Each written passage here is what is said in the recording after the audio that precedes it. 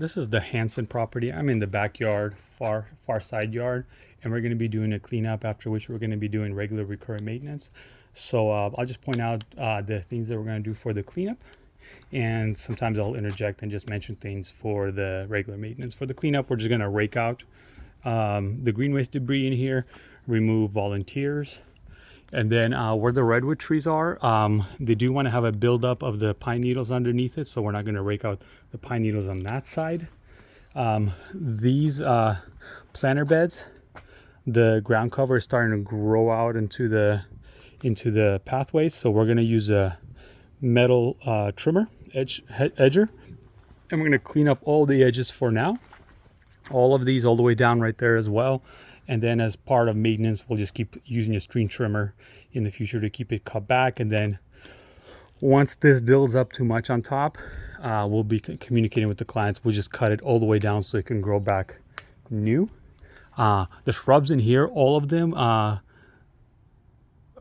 pruned to look natural. So we're not going to use a hedge trimmer on these. We're just going to hand trim to keep them kind of a uniform shape. And that's it, really. So for the cleanup, we're not going to be doing anything with this hot lips sage, but later on towards in the fall or winter, we'll also communicate with the clients. We'll need to cut this all the way down so it could grow back fresh, because it only blooms on old growth. So underneath is going to get really dry and dead looking. So we need to refresh it every year or every other year. There is a laurel cherry hedge in the back. That's only going to be hand pruned if there's broken or sticking out branches. And that's pretty much going to be the go-to method of pruning here, is lightly hand pruning, unless I'll point out the things that need to be shaped with a hedge trimmer. So I'll try to point those out, okay? This right here is just a nice lower pedalum, keep that natural. In here, we're definitely going to be looking out for weeds. Removing parts of plants that are dying. Seems like volunteers is a thing in the garden that we need to keep an eye out, which I think this is, but we'll double check with the client. Let's see, so once a year this needs to be taken down. I think this is society garlic. The irises need to be taken down in the winter time. Same thing with the lantanas. They're beautiful right now. We won't touch them, but we will take them down in the winter time. Keep this takes a good shape. So once a year, maybe twice, but once a year we want to shape it tightly so that it could grow back fresh.